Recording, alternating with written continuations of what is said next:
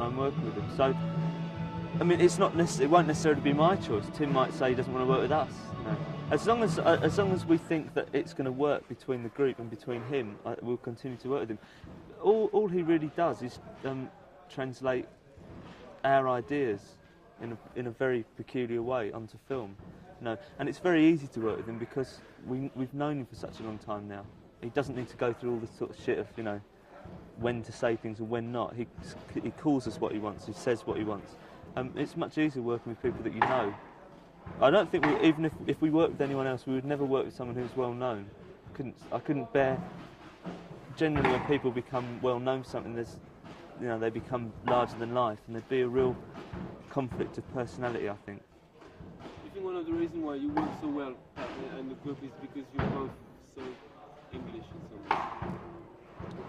way? I think we don't take each other very seriously. That's why it works. He laughs at me a lot, and I laugh at him. And it's good because all the people that I like laugh at each other, and it's just the atmosphere. I mean, in our videos, you can generally see that what we're doing, we're enjoying as we're doing it. You know, even the worst bits, like being dropped into water. If the atmosphere is good, you don't mind doing it. There's quite a big news on that video is that Mary's going to play on it. Yeah. Whose decision is that? Well, I wanted a girl to be in it because there's going to be like a dream sequence, and I wanted a girl in it, and I thought, well, I didn't really want someone that I'd feel uncomfortable with, and I can't really imagine grabbing hold of anyone but Mary. So I asked her if she'd do it. I was very surprised that she said yes, because she's really shy. But when people are going to know you're not afraid to drag her into the front line. Well, I don't think you'll even know it's her. You won't see her face. You'll just see I'll probably grab hold of her and you'll just see like a white girl. But it's just I didn't want to grab hold of someone that I didn't know, like an actress or something, because I'd feel very sort of, you know, I'd feel very self-conscious. She still might not do it. She hasn't turned up yet. She might not arrive. The song like Just Like Heaven, is that could be directed to somebody like Mary or not? Yeah. Yeah, it's not. Some of it's to do with Mary. All of the songs are to do with Mary, really. I haven't seen what you're gonna do because you're gonna do it, but apparently you've got quite a romantic vision of it. It's like white dresses, the Duncan kind of stuff. Yeah, it's gonna look like Dance of the Vampires, that Roman Polanski film. That's what it's supposed to look like. Oh, so it's not going soft. No. We'll try and make it look as horrible as possible. Are you gonna dance again? Is that you dancing more and more now? Well, I don't think I will. Mary will dance and I won't. We'll more be like frozen. She'll just sort of like just run about. I don't know. We really don't know a lot of whatever's going to happen during the day making a video. It all just is whatever seems right. So, like with this, we haven't really decided what's going to happen after this bit too much, because depending on what this looks like, we'll change what the next bit is. So that's the way that Pat works, which is another reason why we like working with him. And most directors have decided, you know, a week in advance what they're going to do and exactly how they're going to do it. I mean, it's a bit more dangerous doing it this way, because it could go wrong. You know, but he's got no storyboard, I think. No. I mean, I know what it's going to look like, or what it should look like, and Tim and I have spoken a lot about it, so we know in our heads he's got a vision of it and I have, but there's no drawings or anything like that. I mean, he's ultimately directing it, so it should look how he wants it to look. Let's talk about, not about the album, but a few tracks on it. I was listening to like Hot yesterday. I think it sounds a bit to me like Bob Dylan on going kind of funky. Is it? It's supposed to sound like Chic. Have you got any affinity with Bob Dylan? No, not really. I like some of Blonde on Blonde, but that's about it. I never really liked Bob Dylan. A lot of the people, 60s people, I had a very, they were almost chosen for me by my older brother and sister, and if they didn't like someone, I never really got to hear them. Like, my brother loathed Frank Zappa and loathed Bob Dylan, so I never really heard them, but he loved Jimi Hendrix and he loved Captain Beefheart, so I heard a lot of them. And I'm glad that his taste was that way round. I would have been very bitter if I'd never heard Jimi Hendrix and Captain Beefheart. I think they're far better than Bob Dylan and Frank Zappa. But I mean, it's taste really, as everything is. No, I don't. I was very surprised that he's gone back out on tour with the Grateful Dead, and it's like everything that's happened in the past 20 years hasn't happened. What would you tell him if you met him backstage on the street? I wouldn't tell him anything. Like following the cover of Oh, I tell him God didn't exist. That's slow, isn't it? I just remembered he's born again. No, sorry, carry on. Yeah, looking at the cover of the album and all that, and the feel of it, is that some kind of red period for Cure? No, it was just a reaction against so much emphasis being put on my mouth. That's why the album was titled Kiss Me, and that's why there has been a lot of red. It's not really anything but that. It was all just like the colour of my mouth. It probably has become such a focal point that I thought by taking it to its extreme it would actually sort of deflate the whole thing. It's the same as like why I cut my hair off. I got fed up with all these people talking about my hair. So You still all wear black all the time? oh, we never wear black. That's why it's a joke. You see, this is the first video that we've ever done where we've worn black. If you look through all the Cure videos, and apart from Hanging Garden, which was like years and years ago, we never wear black. I was watching you putting some makeup on. You put your makeup on yourself. Who gave you the tricks? I learnt them myself through trial and error. If people laughed, I knew it was working. You keep doing it. Yeah, well, I've never had my makeup done by anyone else. I can't imagine anyone putting anything near my eye. Basically, I'd get nervous. Is it your eye on the cover of the album? Yeah. I tell you what, I feel it looks like when you kiss somebody, it looks like kind of distance. It looks bloodshot to me. Right, so it's been like, what, 5 months since it's been released? And do you still say the same thing about the album like you said when it was released? I think it's better than I thought it was. I think it's much better. Well, I can't believe how bad other people's records are. I really can't. It's I've listened to like a lot of new records, by new groups, and I'm so unimpressed by them that I don't know. It's just surprising because all the time we were working on the record, I didn't really listen to anything, that was current because I didn't want to be influenced by it, so that people would say I was copying stuff, or that we were nicking ideas. But the dearth of good albums is quite stunning, really. New Order's new album, not Substance, but Brotherhood. That's good. And that Petrol Emotions album's good. And the Cocktail Twins album, The Moon, The Melodies is good. There's hardly anything, like records that I thought would be really good, like Tom Verlaine's new album. Oh, it's a dreadful record, So, like, Mary plays the Cure album a lot. She thinks it's the best one since Pornography, and I do as well. I only hear it when she puts it on sometimes. When I sit outside and read, and I hear it coming through the window, and I think that's a good record. So I'm really, really pleased with it. Still, we won't make another record for quite a long time because I really want to distance the group from that record. No, it's not. It looks like you're stretching out a lot. In all sense. I don't know.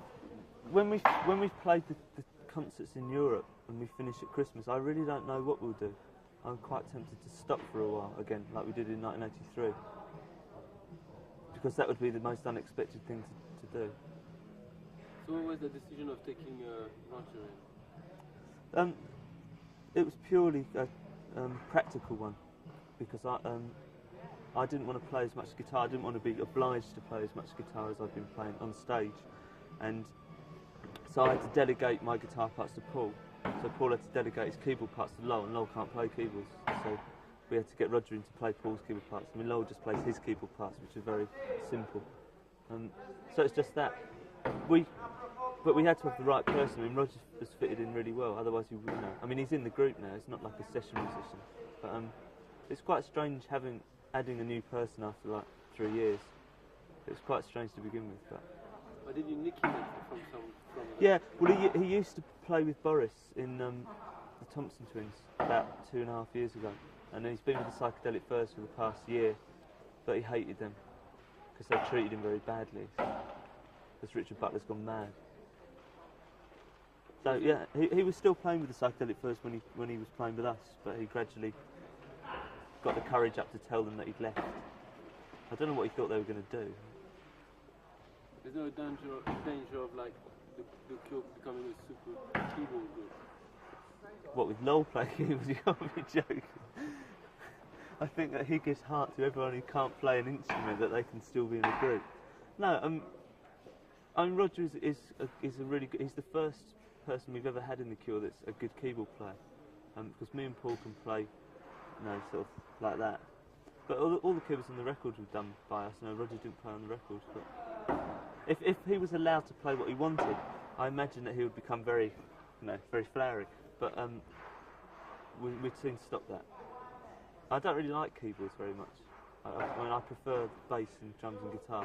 But keyboards can be useful. So you just back? That's what I'm saying. Yeah, you're just back from the US, from that tour. Yeah. What kind of conclusion you draw from like first thing solving out Madison Square Garden? We'll never go back there. I'll never go back and play a concert in America again. Can I quote you on that? Yeah. I told everyone I met there I'd never go back. Why? Because we've become too popular there. There's no point. Like we'd just become another Simple Minds if we carried on playing there. So we should stop. I didn't like some of the audience that we were attracting. I think they're too stupid. That's the difficulty of becoming too well known. You can't be fussy anymore. I don't know. It was a good tour. I mean, it was good fun. It was a good atmosphere, and the concerts were good. But it was much too long. It was 6 weeks. It was much too long. And we went to a lot of places we shouldn't have gone, like Arizona, which was boring. But what happened there? We were just another group playing the concert, and I've tried so hard over the years to keep us away from that, just becoming another group that plays concerts, to get bigger and bigger. It just, and on this last tour, I was very aware of the fact that that's all we were doing. We were just becoming bigger and bigger, which is stupid. It's like it changes the way I think. It changes my whole life. I'm not really very happy about that, worrying about if we sold records in America, which I found myself worrying if we'd sold out, and I never used to worry about that. Actually selling out concerts, not selling out the group, although the two go hand in hand, I suppose, at some point. So no, it was good fun, but I would like not to go back there because it's left it a really, it's like a good goodbye. But I mean, you're selling out in France regularly and you go back there? Yeah, but it's a very different environment in France. It's so much smaller, and it's much easier to gauge what you're doing and if you're doing something right or wrong. I mean, in America, it's like, I suppose it's the equivalent to saying if we were as popular in France, if we were that popular all through Europe, I'd have to start thinking about what we're doing in Europe, but we're not. We might be by the end of the year. I don't know. It's not. There's a lot of other factors in it as well. Just the general sort of atmosphere in America, the cultural atmosphere, which doesn't exist in France. I mean, I have a much greater affinity with what goes on. I suppose when we're in France, I have a greater affinity with our audience than I certainly do in America, or this last time. I find, we sent Perry out, who looks after us, into the audience with a video camera, and he was videoing the audience and asking if they wanted to speak to the group, and it's quite horrifying, the people that were coming to see us. I mean, I would never have a conversation with them, so all we're doing is just entertaining them, and there should be more to it than that. And if you had to take one thing from Brazil, what would you remember from that? The naivety of it was the most overwhelming thing, really. In a good sense of the way that they enjoyed the concerts, it just, and in a bad way, it was how they think that their lives are good, and they're not. You didn't feel like too much like gringos over there? No, we actually had to try very hard to meet people in Brazil.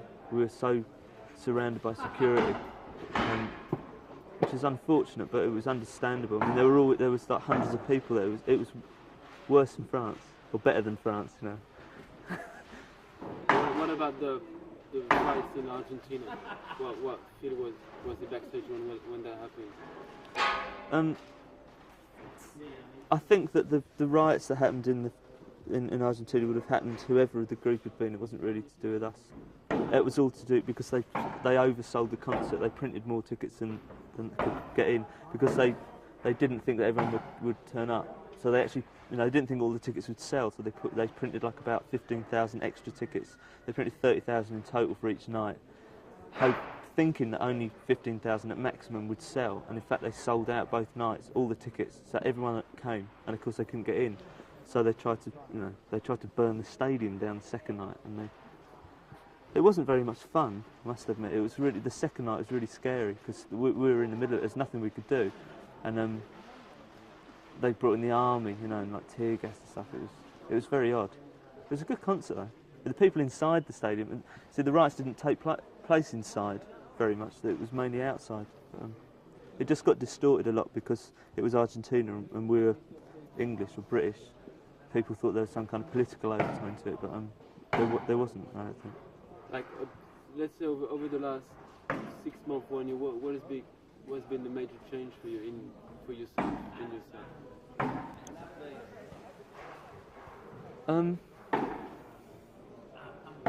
I suppose I want more time to myself. So it's just growing old. That's why I don't want to go out to America. I want to sort of gradually. I want to make things small again with the Cure. I don't know. I've enjoyed the past 6 months probably more than I have enjoyed a 6 month period ever. So I'm in a very good frame of mind at the moment. I'm sort of looking forward to what we could do next. The people in the group changing a lot. I know that Simon is getting married. Mm. Is there any other big change like that in the group happening? I don't think that would be a big change. He's known Carol for 14 years, so I don't. Unless of course they get divorced. Maybe that's why they're getting married. I don't know. No, I think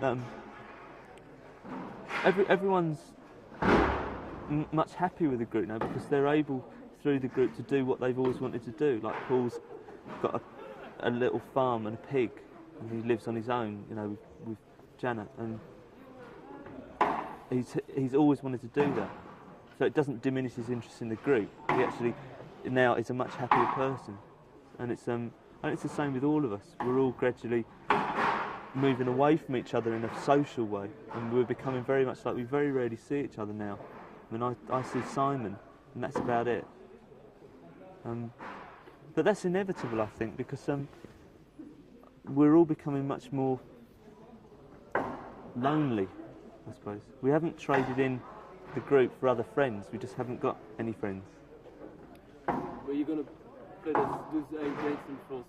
Is there any kind of novelty you're going to give to the people? Well, it's very different from what we did last year. It's much different. It's got Paul and Andy who do the covers.